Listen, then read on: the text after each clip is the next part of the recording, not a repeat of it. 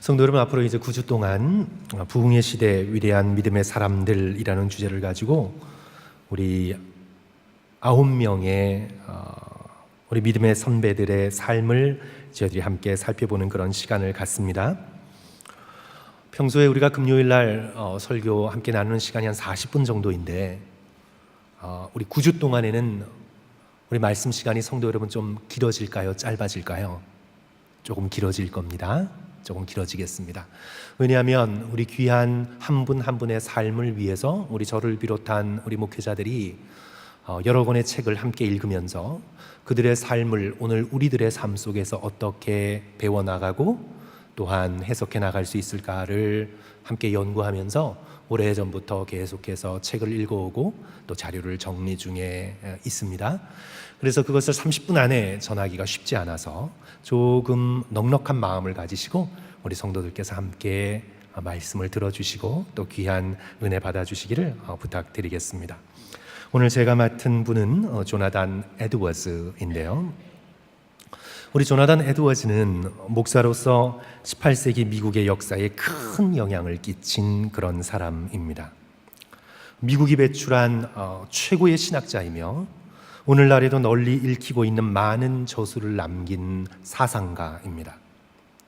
그가 몇 년도에 태어났냐 하면 1703년 10월 5일 미국 동부 커네리컷주의 이스트 윈저라는 작은 시골 마을에서 목사인 티모시 에드워즈 아버지의 5째 아들로 태어났습니다. 형제자매가 모두 몇 명이냐면 10명입니다. 그 중에서 5번째로 태어났는데 11명의 자녀 중에 유일한 아들이었습니다. 외아들이었어요. 그러니까 나머지 10명은 모두 누나와 동생, 여동생들이었습니다. 자연스럽게 부모님의 관심이 이 조나단 에드워즈에게 집중이 되었습니다.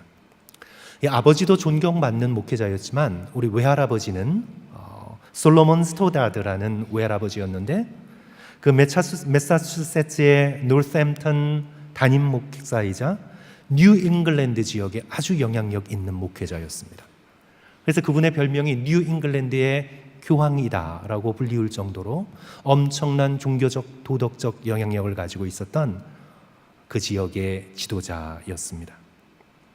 당연히 이 조나단 에드워즈는 어릴 적부터 교회에서 많은 시간을 보내게 되면서 자연스럽게 외할아버지를 닮고 싶다, 나의 아버지를 닮고 싶다, 그래서 마음속에 목회자가 되고자 하는 꿈을 가지고 그의 어린 시절을 보냈습니다. 저는 오늘 이제 조나단 에드워즈의 삶을 이 짧은 40분 시간 안에 다 나누기는 불가능함을 잘 알고 조나단 에드워즈의 삶을 3단계로 뭉턱 나누어서 우리 성도들께 소개하고 또 그 교훈을, 그 삶에 있어서의 교훈을 우리가 함께 나누고자 합니다. 3부분으로 제가 나누는 것은 그의 시대와도 관계가 있는데요. 첫 번째로 경건의 추구, 두 번째로 부흥의 체험, 그리고 마지막으로 고난의 유익, 이렇게 해서 3부분으로 그의 삶을 나누어서 교훈을 나눕니다. 우리 첫째로 경건의 추구인데요. 이 조나단 에드워즈는 어렸을 적부터 하나님의 은혜를 깊이 체험했습니다. 후에 그가 자신의 유년 시절을 돌아보며 회고하는 전기를 쓰는데 제가 좀 읽어드립니다. 학교 친구 몇 명과 함께 매우 조용하고 은밀한 늪지대에 작은 오두막을 지어 기도처소를 마련했다. 개구장의 아이들이 기도처소를 마련했습니다. 그리고 숲속에 나만의 특별한 비밀 장소를 하나 더 만들었다. 그곳에서 홀로 경건의 시간을 가졌고 때로 매우 깊은 은혜를 체험하곤 하였다. 그가 자기의 한 5살, 6살 시절을 돌아보면서 회고하는 것입니다. 경건한 부모 밑에서 경건 훈련이 어렸을 적부터 잘 되어 있었습니다. 에드워즈는 특별히 어렸을 적부터 이 죽음에 민감했습니다. 1716년 자신이 12살 때에 누이인 메리에게 적어보낸 편지에 이렇게 적혀 있습니다.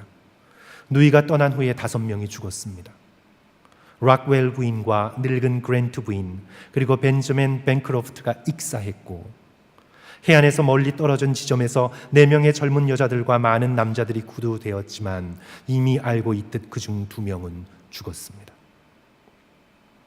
척박한 식민지 땅에서 갑자기 죽어가는 여러 사람들을 목격하면서 그는 자랐습니다. 그래서 에드워즈에게 죽음이란 먼 훗날 늙어서 죽게 되는 그렇게 천천히 다가오는 것이 아니라 죽음이란 어느 날 갑자기 자신에게 다가올 수 있음을 그는 언제나 어렸을 적부터 기억하고 있었습니다. 그리하여 그는 시간에 무척 민감했습니다. 언제 죽을 줄 모르니 내게 주어진 시간을 아껴야 하겠다고 그는 굳게 믿고 있었습니다. 그가 18살부터 20살 그 시절을 지나면서 자기의 인생을 이렇게 살아나가겠다라고 결단한 결심문을 70가지를 적습니다. 그러니까 나는 인생을 이렇게 살아가겠다 하고 결심문을 70가지를 적어요. 그 중에서 이제 5번 결심문, 한순간의 시간도 절대로 낭비하지 말고 가능한 최대로 유익하게 사용하자. 1723년 1월 6일 일기에 그는 이렇게 적고 있습니다. 오늘 나는 귀중한 시간을 사용하는 것에 대해 많이 생각했다. 인생은 단 한 번밖에 살 수 없으며 그러기에 지금 이 시간이 너무도 중요하다고 그는 어렸을 적부터 굳게 믿고 있었습니다. 17번 결심문을 들어보십시오. 내가 죽게 되었을 때 그 일을 했었으면 좋았을 텐데 하고 바라는 것처럼 그렇게 지금 이 순간을 살아가자. 1723년 5월 25일 일기에 그는 이렇게 적고 있습니다. 모든 일을 함에 있어서 병상에 있을 때 가치 있다고 판단될 그런 일을 지금 이 순간 하자. 무슨 일을 하려고 하든지 간에 자주 내 임종의 순간에 이 일이 얼마나 가치 있다고 생각될 것인가 라는 질문을 자주 던지도록 하자.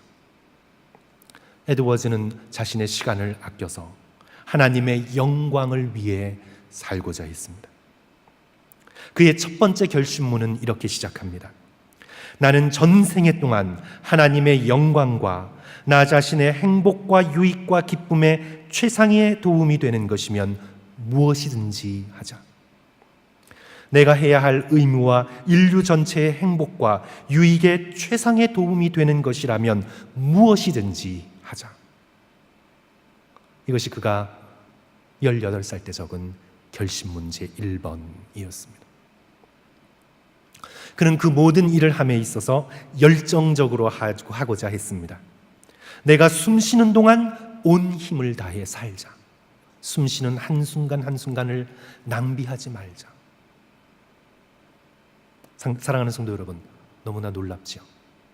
대강 좋은 게 좋은 식으로 사는 것이 아니라 내가 숨쉬는 동안 온 힘을 다해 살아가자. 이것이 어렸을 적 조나단 에드워즈의 결심이었습니다. 저는 이 에드워즈의 70가지의 이 결심문을 읽는 동안 정말 부끄러웠습니다. 한순간도 낭비하지 않으려는 그의 열정이 너무나 부러웠습니다. 18살부터 20살 때까지 이런 간절한 결심문을 작성하고 또 작성하고 그는 자신이 나태해지려 할 때마다 그 결심문을 꺼내어서 다시 읽고는 스스로를 다잡는 결단을 해나갑니다. 에드워즈가 이 70가지의 결심문을 만들기 바로 직전 그는 18살 때 성경을 읽다가 하나님의 영광에 대한 황홀한 체험을 합니다. 그를 연구하는 학자들은 바로 이것이 에드워즈의 회심 사건이라고 해석을 하는데 1721년 어느 날 오늘 우리가 함께 읽었던 디모데전서 1장 7절의 말씀을 묵상하고 있었습니다. 영원하신 왕 곧 썩지 아니하고 보이지 아니하고 홀로 하나이신 하나님께 존귀와 영광이 영원 무궁토록 있을지어다. 아멘. 오늘 저와 여러분이 함께 읽은 첫 번째 본문 말씀이지요. 그가 이 말씀을 읽으면서 묵상하고 있는 중에 갑자기 청천벽력과 같은 소리를 듣게 됩니다. 그리고 그 소리에 에드워드의 심장이 찢어지는 것 같은 그런 순간을 그가 느낍니다. 후에 그 당시의 경험을 그가 돌아보면서 이렇게 쓰고 있습니다. 말씀을 묵상하고 있을 때 누군가 내 영혼에 들어오셨습니다. 지금껏 경험했던 것과는 확연히 다른 새로운 감각, 하나님의 영광의 감각이 내 영혼 전체에 퍼져들었습니다. 나는 생각하기를 하나님은 얼마나 탁월하신 분이신가, 그리고 그 탁월하신 하나님을 지금 즐거워할 수 있고 그분께 사로잡힌 바 될 수만 있다면, 내가 그분께 온전히 받아들여진다면 나는 얼마나 행복한 자인가 생각했습니다. 그러니까 여태까지 하나님의 말씀이 자기의 머리에만 머물러 있었는데, 이제는 이 체험을 통해 하나님의 말씀이 자신의 마음으로 내려온 것입니다. 그래서 마음속에 그리스도를 향한 뜨거운 사랑의 불길이 일어난 것입니다. 우리가 성경에서 누가복음을 보면 엠마오로 가던 두 제자가 나그네의 모습으로 오셔서 자신에게 말씀을 풀어주실 때에 그들이 무엇이라고 고백합니까? 길에서 우리에게 말씀하시고 우리에게 성경을 풀어주실 때에 속에서 어떻게 해요? 마음이 뜨겁지 아니하더냐, 우리 속에서 마음이 불타지 아니하더냐, burning within us, 우리 속에 마음이 활활 불타지 아니하더냐. 에드워즈는 이 디모데전서 1장 7절을 묵상하면서 하나님의 영광의 감각이 자신의 영혼 깊숙한 곳까지 구석구석 퍼지는 것을 체험했습니다. 그리고는 하나님을 향한 사랑의 마음이 불타올랐습니다. 더 이상 그의 머릿속에서의 말씀이 아니었습니다. 하나님이 얼마나 탁월하신 분인가, 하나님이 얼마나 놀라우신 분인가, 내가 저 하나님께 사로잡힐 수만 있다면 나는 얼마나 행복할까, 하나님을 향한, 그리스도를 향한 사랑으로 심령이 불타오르게 된 것입니다. 그래서 에드워즈에게 있어서 신앙이란요, 결코 교리만의 문제가 아니었습니다. 지성만의 문제가 아니었습니다. 그것은 마음의 사랑, affection, 마음의 사랑, 내가 정말 마음에서 desire, 정말 바라고 갈망하고 있는 것, 그에게 있어서 신앙이란 affection, 마음의 문제였습니다.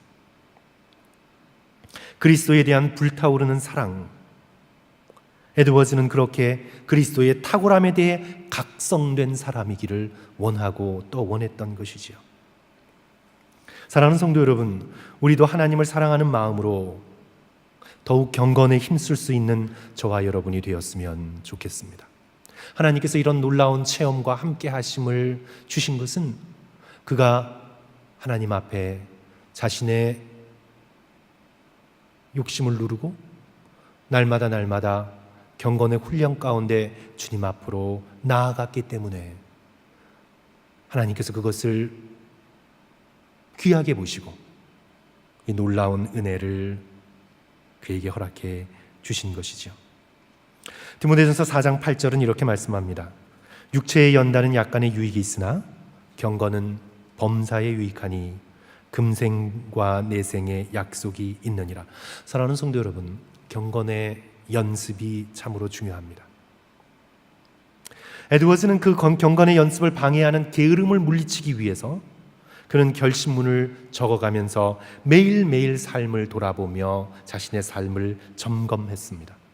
그의 결심문 41번, 매일 밤 잠자리에 들기 전에 내가 게으름을 피웠는지, 내가 무슨 죄를 지었는지, 내가 자신을 부인했는지에 대해 자문해보자. 그런 경건의 결단이 마음속 깊은 곳에서 그리스도를 향한 불타는 사랑의 놀라운 경험으로, 그 은혜로 이어지게 된 것이죠. 사랑하는 성도 여러분, 사실 우리도 조금만 노력하면 경건의 아름다운 습관을 들여갈 수 있습니다. 사랑하는 성도 여러분, 오늘날 우리의 영적인 깨어있음을 방해하는 가장 뭐라 그럴까요? 그런 걸 방해하는 그런 수단이 뭐죠? 오늘날 우리의 손 안에 들어 있습니다. 핸드폰이죠. 인터넷입니다. 그것에서 눈을 띄기가 왜 이렇게 어려운지 저도 때로 화장실 가면서도 가지고 가요. 우리가 만약 그것을 조금만 내려놓고 하나님 앞에 성경의 말씀을 펴고 그 말씀 앞에 귀를 기울일 수만 있다면 우리는 우리의 경건의 훈련에 정말 크나큰 유익을 얻게 되리라 믿습니다. 사랑하는 성도 여러분, 우리 다시 한번 에드워즈의 이 경건의 추구와 부지런함을 본받는 저와 여러분이 되었으면 좋겠습니다. 이제 우리가 두 번째로 살펴볼 에드워즈의 삶에 있어서의 한 부분은요, 부흥의 경험입니다. 그는 부흥을 경험했습니다. 조나단 에드워즈는 후에 대각성, The Great Awakening 이라 불리는 부흥의 한 가운데 그가 있으면서 부흥을 경험했는데요. 아니, 그냥 경험한 정도가 아니라 자신이 영국 성공의 설교자인, 우리가 다음 주에 살펴보겠지만 조지 위필드와 함께 부흥 운동의 중심에 서 있었습니다. 1730년대 후반부터 약 20년간 나타난 부흥을 소위 제1차 대각성 운동이라고 부르는데, 먼저 우리가 주목할 것은 이러한 공동체적이고 집단적인 부흥 운동이 일어나기 전에 조나단 에드워즈는 이미 개인적 부흥을 경험했습니다. 그러니까 왜 부흥이 없는가라고 외치기 전에 그는 자기 자신의 심령 안에서 개인적 부흥을 경험했습니다. 외할아버지의 담임 목사직을 이어받아 그가 목회하던 노스햄튼 사역 초기에 에드워즈는 하나님의 절대 주권과 말할 수 없는 하나님의 영광에 주목하면서 말씀을 묵상하고 묵상했습니다. 그러니까 에드워즈가 마음속에서 끌린 것은 하나님의 절대 주권, 그리고 말할 수 없는 하나님의 영광, 이 두 가지에 그의 마음이 끌리고 끌렸습니다. 내가 어떻게 복받을 것인가? 내가 어떻게 성공할 것인가? 내가 어떻게 마음의 평안을 얻을 것인가? 나가 아니라 그가 어렸을 때부터 쭉 자라가면서 그의 신앙의 대주제는 하나님의 영광, 그리고 하나님의 절대 주권, 신앙의 주제가 하나님이었습니다. 하나님을 생각하고 하나님을 묵상하고 하나님을 기뻐했던 것이죠. 그래서 조나단 에드워즈는 다른 어떤 것보다 복음의 교리를 너무나 사랑했습니다. 그리고 하나님의 거룩하심을 열망했습니다. 때로 하나님의 영광을 묘사하는 한 단어를 듣거나 성경에서 읽기만 해도 눈물이 쏟아지고 마음이 불타오르는 그런 부흥을 경험했습니다. 이렇게 신앙이 뜨거움으로 불부터 오르던 1737년 어느 날, 그는 숲속을 걸으며 하나님에 대해 묵상하고 기도합니다. 그때 그의 삶에 정말 놀라운 체험을 합니다. 에드워즈가 표현하기를 하나님의 아들의 영광을 보았다라고 그가 고백하고 있습니다. 그가 무엇을 보았는지 정확하게 기술하지 않아서 알 수는 없습니다. 그러나 그는 이렇게 고백합니다. 그때 나는 하나님의 아들의 영광을 보았습니다. 말을 타고 숲속으로 가다가 건강이 굉장히 좋지 않아서 산책을 하면서 쭉 걸으며 하나님의 말씀, 하나님의 영광, 하나님의 주권, 그리스도의 탁월하심에 대하여 묵상하고 묵상하다가 제가 그 글을 직접 성도 여러분 읽어드리겠습니다. 그때 나는 하나님의 아들의 영광을 보았습니다. 그분이 하나님과 사람 사이의 중보자 되신 것과 그분의 놀랍고 위대하며 충만하고 순수하며 달콤한 은혜와 사랑, 또한 그분의 온유하고 부드러운 겸손하심을 보았습니다. 이 체험은 내가 판단하기에 약 1시간가량 계속되었습니다. 그 시간 내내 나는 눈물을 홍수처럼 쏟으면서 큰 소리로 울었습니다. 나는 영혼의 열정이 텅 비어버리고 없어져 버리는 것을 느꼈습니다. 이렇게밖에는 다시 표현할 길이 없었습니다. 다만 땅바닥에 엎드려 그리스도만으로 충만해지고 싶었습니다. 거룩하고 순수한 사랑으로 그리스도를 사랑하고 그리스도를 믿으며 그리스도를 의지해 살고 그리스도를 섬기며 그리스도를 따르고 싶었습니다. 하나님과 천국의 순수함으로 완전히 성화되고 순수하게 되고 싶었습니다. 나는 다른 때에도 여러 번 이와 아주 비슷한 체험을 했는데 그때마다 같은 감동을 받았습니다. 사랑하는 성도 여러분, 이 마음이 놀랍지 않습니까? 하나님의 아들 그리스도의 영광을 목격하고 그 앞에서 엎드려져 하염없이 통곡하고 울면서 거룩하고 순수한 사랑으로 그리스도를 사랑하고 싶었습니다. 그리고 진정으로 그리스도를 믿고 싶었습니다. 그리고 그리스도를 온전히 의지하며 살고 싶었습니다. 정말 그리스도만을 섬기며 그리스도만을 따르고 싶었습니다. 그가 그것을 1737년 어느 날 체험하게 됩니다. 이런 놀라운 개인적 부흥을 경험하게 되면서 그의 이 부흥이 교회로 번지게 됩니다. 그리고 뉴 잉글랜드 지방으로 번지게 됩니다. 이미 1735년 에드워즈가 섬기고 있던 노스햄턴 교회의 부흥의 불길이 감지되고 있었습니다. 1734년 4월 교회의 한 청년이 꽃다운 나이에 갑자기 사망했습니다. 뒤이어서 갓 결혼한 젊은 여성이 병으로 사망합니다. 이 두 명 다 죽기 전에 자신의 영혼의 구원의 문제에 대해서 많은 고민을 했습니다. 그리고 죽어가면서 오직 예수 그리스도의 십자가의 은혜와 그에 대한 믿음만이 자신의 영혼을 구원할 수 있음을 알고 그 고통스러운 죽음의 과정 속에 그들은 예수 그리스도를 의지하고 믿음으로 죽게 되었습니다. 이 장면을 지켜본 교회의 많은 젊은이들이 각성되기 시작합니다. 이제 그런 와중에서 조나단 에드워즈는 이신칭의의 주제로 순수한 복음을 시리즈로 설교하기 시작합니다. 그 설교를 들으면서 성도들의 각성과 회개가 이어집니다. 이렇게 열매 맺는 설교 사역을 감당하던 중에 우리가 다음 주에 살펴볼 영국 부흥운동의 주역인 조지 위필드가 에드워즈가 사역하고 있던 미국 뉴 잉글랜드 지역을 방문하게 되고 드디어 노스햄턴 교회에서 4번에 걸친 부흥회를 인도하게 됩니다. 그게 1740년 10월 17일부터 19일 사이에 벌어진 일입니다. 에드워즈가 가져온 순수한 복음의 선포 그 위에 이제 조지 위필드는 에드워드보다 10살 정도 젊었거든요.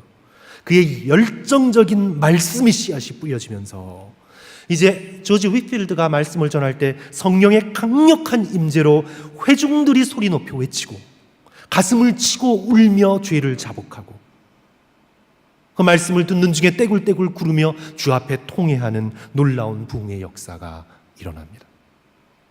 그리고 좀처럼 자신의 감정을 잘 드러내지 않던 에드워즈조차 그리스도의 복음이 선포될 때 흐르는 감격의 눈물을 주체하지 못하고 울게 됩니다.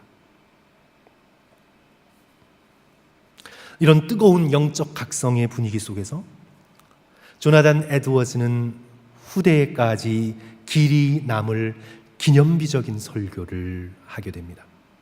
오늘날에도 그의 설교가 많이 읽혀지고 있습니다. 1741년 봄 어느 주일 진노하시는 하나님의 손 안에 있는 죄인이라는 아주 유명한 그런 설교를 하게 됩니다. 에드워즈는 감정을 자극하고 쉽게 흥분하며 지옥을 외치는 그런 설교자는 절대 아닙니다. 그는 차가운 목소리로, 차분한 목소리로 늘 감정을 절제하며 성실하게 준비한 원고를 읽어내려가는 그런 설교자였습니다. 여느 주일과 같이 그는 준비한 설교 원고를 차분한 목소리로 또박또박 읽어내려가고 있었습니다. 그런데 그 설교에 성령의 강력한 역사가 임합니다. 그의 차분한 목소리는 죄인을 깨우는 고함소리가 되어 설교를 듣고 있던 자들의 가슴을 찢어 놓습니다. 이 거룩하고 영광스러우신 하나님 앞에 내가 지금 회개하지 않고는 견딜 수 없도록 회중의 영혼을 뒤흔드는 그런 설교가 됩니다. 제가 그 설교의 몇 부분을 발췌해서 우리 성도들께 소개해 드립니다. 하나님은 악인을 지옥에 던지실 수 있을 뿐만 아니라 그것도 아주 쉽게 하실 수 있습니다. 때로 지상의 왕은 튼튼한 방어진을 구축하고 많은 추종자를 거느린 강한 반란자를 진압하는데 아주 큰 어려움을 겪습니다. 그러나 우리 하나님은 그렇지 않습니다. 하나님의 권능을 방어할 어떤 요새도 없습니다. 비록 하나님의 적들이 대규모로 손에 손을 잡고 연합한다 할지라도 그들은 쉽게 산산조각 나버리고 맙니다. 그들은 회오리바람 앞에 쌓여있는 거다란 쭉정이 더미와 같습니다. 아니면 타오르는 불길 앞에 있는 다량의 건초 더미에 불과합니다. 하나님의 거룩하심의 능력을 회중들에게 선포했습니다. 성도 여러분, 우리 현대인들은요, 저와 여러분도 때때로 그렇죠. 때로 하나님을 만만하게 보는 경향이 있습니다. 에드워즈의 시대에도 크게 다르지 않았습니다. 회중들 대다수가 하나님이 자신을 섬겨주고 자신을 도와주는 친구 정도로만 여기고 있었습니다. 평소 때는 자기 뜻대로 살다가 어려움만 닥치면 하나님께로 오는 하나님을 도우미 정도로만 생각했습니다. 하지만 에드워즈는 하나님의 하늘에 계신 친구 정도가 아니라 지극히 거룩하신 분으로 하나님께 대항했던 모든 사람을 응징하시는 승리자라는 것을 설교 가운데에서 가르쳤습니다. 그러면서 하나님의 은혜만이 우리를 구원하실 수 있음을 그는 강조하고 또 강조했습니다. 그의 설교를 계속해서 들어보십시오. 여러분의 건강, 여러분의 신중함, 여러분의 최선의 노력, 여러분의 모든 의는 여러분이 지옥에 떨어지지 않도록 지탱해 주는데 아무런 도움이 되지 않습니다. 이는 마치 거미줄이 굴러 떨어지는 바위를 막지 못하는 것과 같습니다. 피조물을 잡고 있는 하나님의 주권적인 손이 아니라면 세상은 벌써 여러분을 지옥으로 토해냈을 것입니다. 놀랍죠? 우리는 원래 지옥에 떨어져야 했을 존재인데 지금도 하나님의 은혜의 주권적인 손이 우리를 붙들고 있어서 우리가 당장 멸망하여 떨어지지 않는다고 조나단 에드워즈는 선포했습니다. 주께서 지금 은혜의 때에 저와 여러분을 그렇게 붙들고 계시니 그러니 우리는 그 은혜의 손길에서 벗어나지 말자고 외치고 있는 것입니다. 그리고 그는 이렇게 그의 설교를 결론 짓습니다. 그러므로 그리스도 밖에 있는 모든 사람은 지금 깨어나 다가올 진노를 피해 도망쳐야 합니다. 전능하신 하나님의 진노가 지금 분명 이 회중 속에 상당히 많은 사람 위에 머물러 있습니다. 모든 사람은 창세기 19장 17절에 도망하여 생명을 보존하라, 돌아보거나 들에 머물지 말고 산으로 도망하여 멸망함을 면하라고 경고해 주신 것처럼 소돔 밖으로 지금 당장 도망쳐야 합니다. 성도 여러분, 우리가 잠깐 들은 이 설교 가운데 긴박성이 느껴지지 않습니까? 그저 우리가 어떻게 하면 조금 하나님의 도움으로 조금 나의 문제를 해결하고 이 땅 가운데 고통을 절하보고 조금 편하게 살 수 있을까? 어떻게 내 심령에 도움이 될까? 심정의 안정을 얻을 수 있을까를 지금 얘기하고 있는 것이 아니라 우리의 영혼의 영원한 운명에 대해서 그가 외치고 있는 것입니다. 지금 자신의 참된 죄된 상태를 깨닫고 그리스도께로 돌이키지 않으면 영원히 지옥에 멸망받을 죄인으로 살아가게 될 것이라는 복음의 긴박함에 대하여 그는 외치고 또 외쳤을 때 잠자고 있던 영혼이 깨어나고 놀라운 회심의 역사가 그 자리에서 일어나기 시작했습니다. 에드워즈의 설교가 끝나자 회중들 대부분은 자신의 구원을 열망하며 울부짖었습니다. 자신의 옷을 찢고 가슴을 찢으며 구원받아야 할 가족들을 위해 온 마음을 다해 외치며 하나님 앞에 부르짖고 대굴대굴 굴러 주님 앞에 기도했습니다. 에드워즈의 이런 복음 중심의 강력한 설교로 인해서 1730년대 후반부터 시작됐던 영적 부흥의 시기가 계속해서 40년대까지 이어지는 놀라운 은혜를 그의 목회의 사역 가운데에서 맛보게 됩니다. 놀랍지요? 그는 이 위대한 대각성의 부흥의 중심 가운데 있어서 하나님께서 어떻게 믿음의 백성들의 심장에 불을 붙이고 계시는가를 그는 친히 경험했던 놀라운 은혜를 체험한 목회자였습니다. 사랑하는 성도 여러분, 이때 역사했던 하나님께서 오늘도 역사하실 수 있는 동일하신 하나님이신 것을 믿습니다. 주께서 원하시면 저와 여러분의 심령에 이런 부흥의 불길을 붙여주시리라 믿습니다. 우리가 먼저 개인적으로 우리의 말씀을 펴고 내 마음을 찢고 조나단 에드워즈가 경험했던 것처럼 우리의 개인적인 죄를 자복하고 주님 앞에 깨어 우리의 개인적 부흥을 한 사람 한 사람 경험할 수 있는 저와 여러분 되시기를 주님의 이름으로 간절히 축원합니다. 우리 마지막으로 살펴볼 것은 고난의 유익입니다. 제가 이 조나단 에드워즈의 삶을 나누면서 좀 오래 갈 거라고 제가 평소에 한 3장 반 정도 원고를 준비하는데 오늘 5장을 준비했거든요. 근데 제가 지금 말을 굉장히 빨리 하나 봐요. 거의 끝날 때가 됐어요. 이거 부흥에 대해서 얘기하다 보니까 말이 빨라져서 왜 이렇게 설교가 금방 끝나게 되는지 걱정이 됩니다. 성도 여러분, 이제 마지막으로 저희들이 살펴볼 것은 고난의 유익입니다. 이제 10년 이상 지속되던 부흥의 불길이 1740년 후반으로 가면서 식어져 갑니다. 이제 교회의 젊은이들을 중심으로 조나단 에드워즈의 설교를 비판하기 시작합니다. 맨날 강단에서 시대에 뒤떨어진 심판의 설교를 하고 있다고. 오늘이나 옛날이나 크게 다르지 않는 것 같습니다. 왜 맨날 부담감을 가져다주는 거룩함에 대해서만 설교하냐고. 왜 맨날 십자가의 구속에 대해서 고리타분한 설교만 하냐고. 그렇게 조나단 에드워즈의 설교를 교회 내에서 비판하기 시작합니다.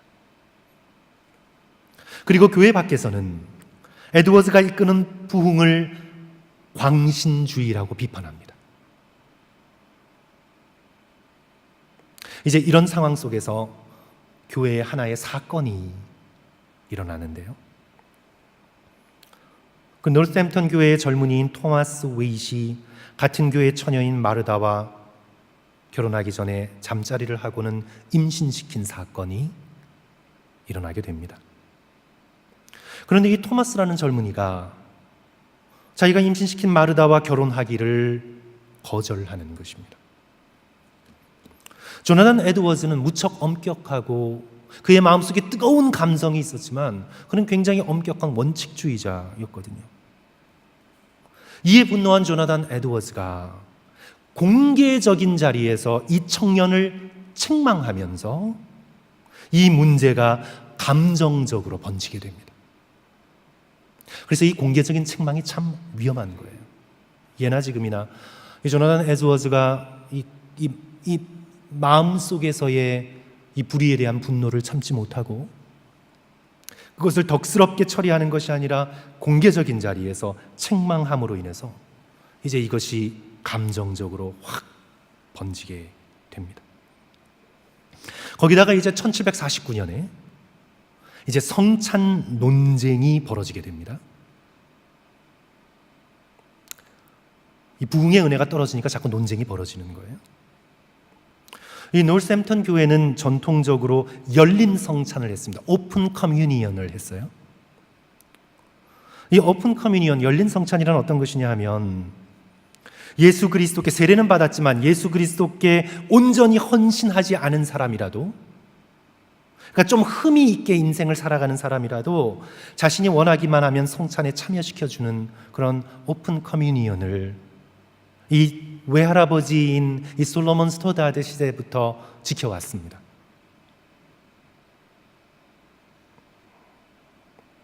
그런데 이제 조나단 에드워즈는 이제 부흥의 불길이 사그라들기 시작하면서 회중들이 영적으로 게을러졌다고 판단을 한 것입니다. 그리고 이들의 신앙의 결단이 약화되어져 가고 있다고 생각을 한 것입니다. 그리고 이들이 점점 세속화되고 있다는 그런 어떤 urgency, 그런 긴박성을 그가 느끼게 되었습니다. 그래서 그가 성찬을 그리스도께 자신의 삶을 온전히 맡긴 사람만 받도록 하자라는 주장을 펼치며 회중들과 대립하게 됩니다. 평소 에드워즈가 원칙에 있어서 강하고 밀어붙이는 원칙자이며 타협을 모른다고 비판하던 그런 분위기가 이제 앞서 언급해드렸던 토마스 웨이트이라는 청년의 사건과 함께 불에 기름을 끼얹는 것처럼 되어서 결국 1750년 7월 22일 미국 역사상 가장 뛰어난 설교자인 조나단 에드워즈가 20년 가까이 목회하던 교회에서 쫓겨나게 됩니다.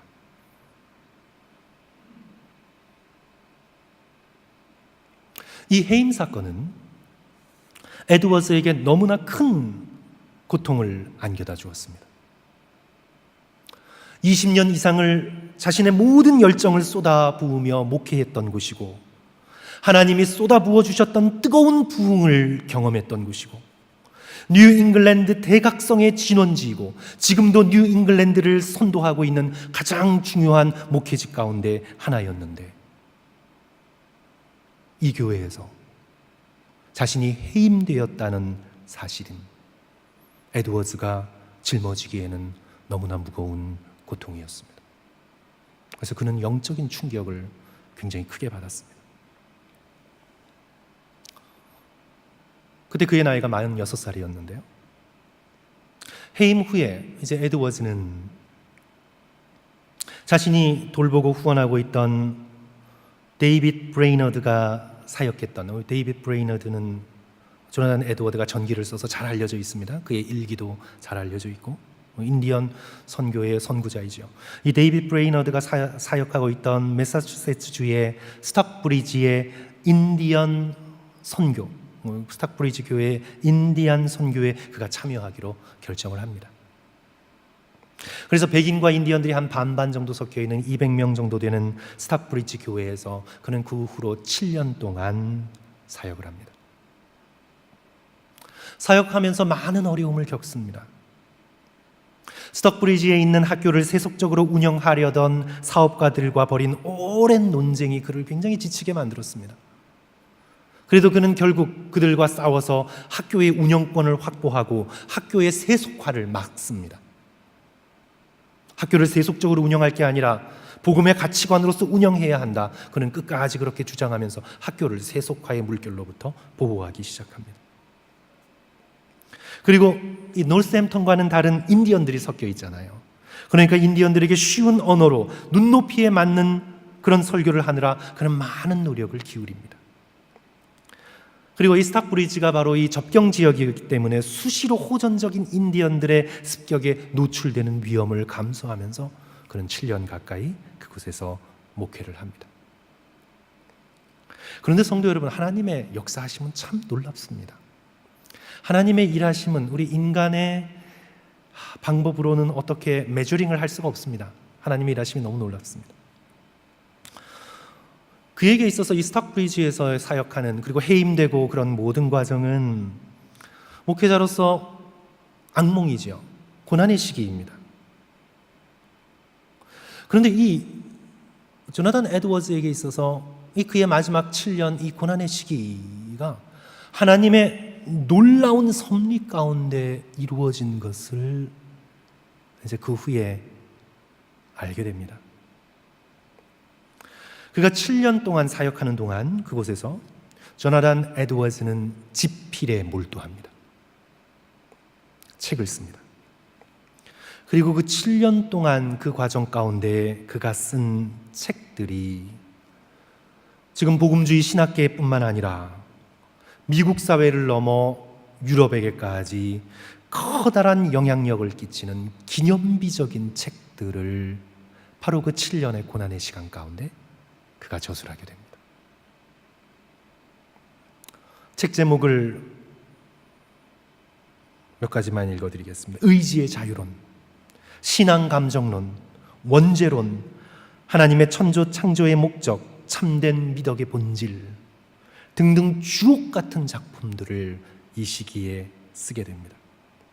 그가 이 책들을 이 시기에 씀으로 인해서 에드워즈는 자신의 시대를 뛰어넘어 미국과 서구 신학 전체에 엄청난 영향력을 끼친 가장 위대한 사상가 중 한 명으로 오늘도 그 영향력을 발휘하고 있습니다. 그러다가 이제 그는 1758년 지금의 스탠포드 대학이 된 그 당시 뉴저지 대학으로부터 총장직을 제안받습니다. 기도 끝에 수락하고 총장직에 취임을 합니다. 하지만 한 달 지나지 않아서 그가 천연두에 걸립니다.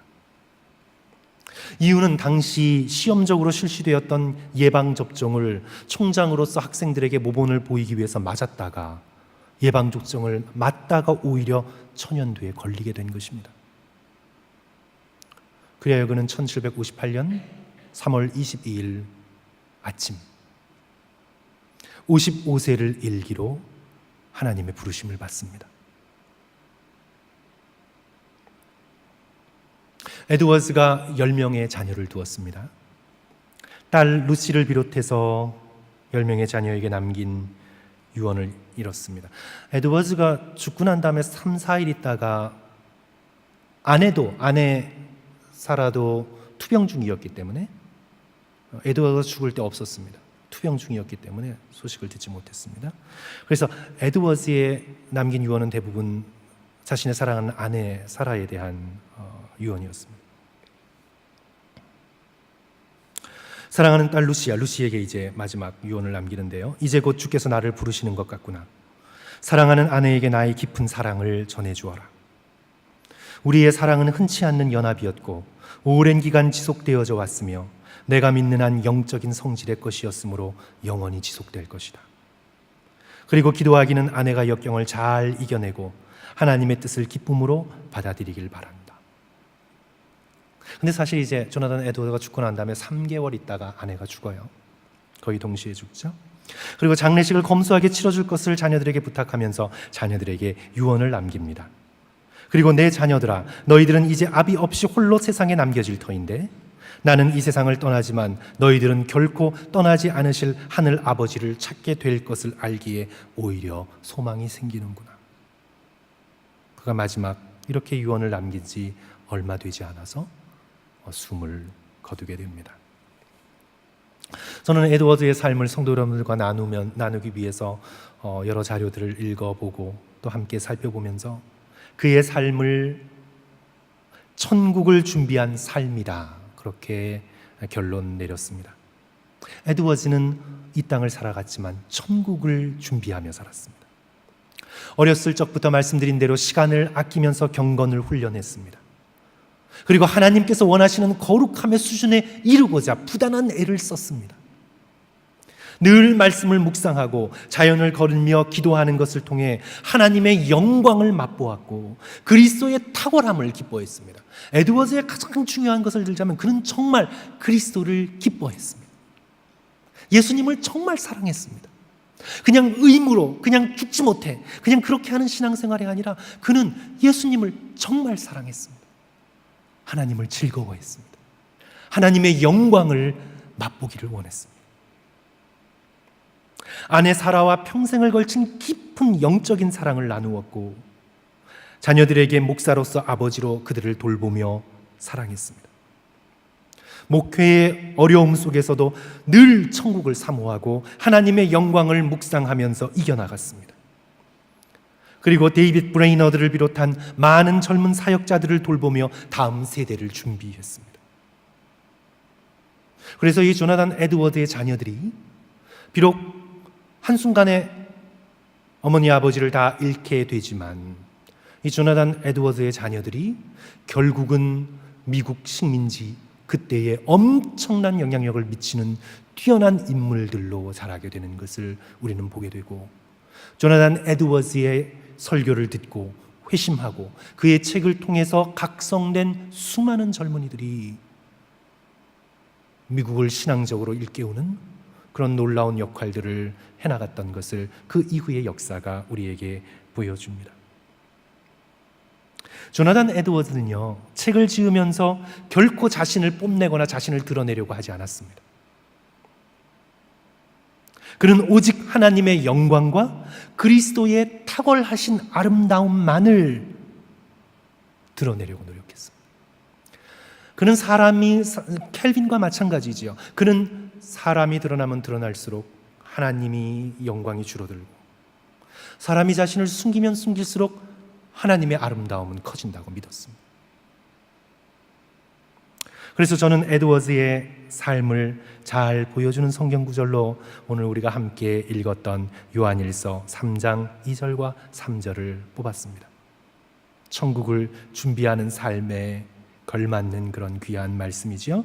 오늘 성도 여러분, 이것을 다 함께 읽으면서 오늘 말씀을 마치고자 합니다. 우리 다 같이 요한일서 3장 2절과 3절 우리 한 목소리로 읽습니다. 시작. 사랑하는 자들아, 우리가 지금은 하나님의 자녀라.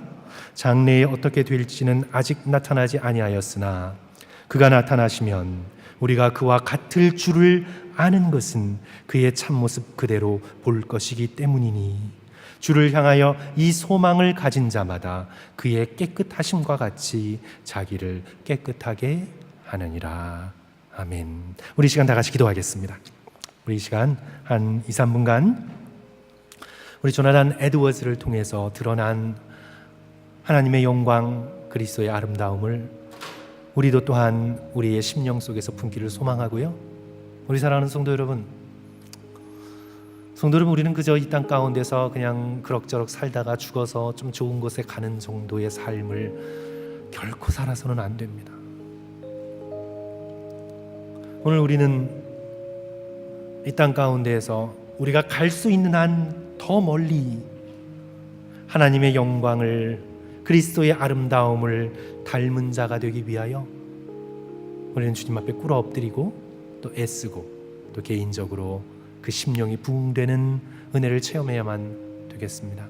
사랑하는 성도 여러분, 우리 다시 한번 에드워즈의 삶을 통해서 우리가 시간을 아껴 하나님의 영광을 드러내고 경건을 익히는 그런 자가 되기를, 천국을 준비하며 우리의 삶을 살아가기를, 한 호흡 한 호흡을 아껴 열정적으로 살아가기를 주님 앞에 결단했으면 좋겠습니다. 그리고 주님께서 우리의 심령을 불태워 주셔서 정말 예수님을 사랑하기를, 정말 하나님을 즐거워하기를, 그런 새로운 심령으로 우리의 마음을 변화시켜 주시옵소서.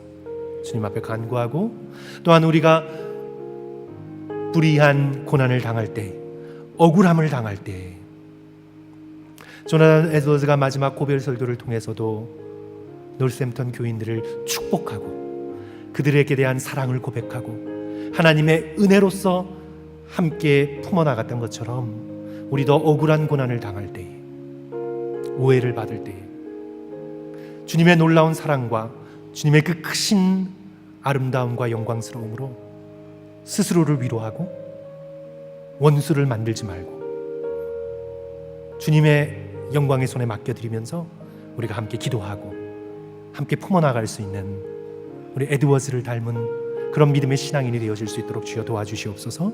우리 주님 앞에 애매한 고난을 당할 때에도 우리가 주님께 인내하며 참으며 견딜 수 있는 그런 우리가 되게 해달라고, 이 시간 성도 여러분, 주여 한번 우리 크게 외치시면서 우리 함께 이 시간 2, 3분간 간절함으로 기도하겠습니다.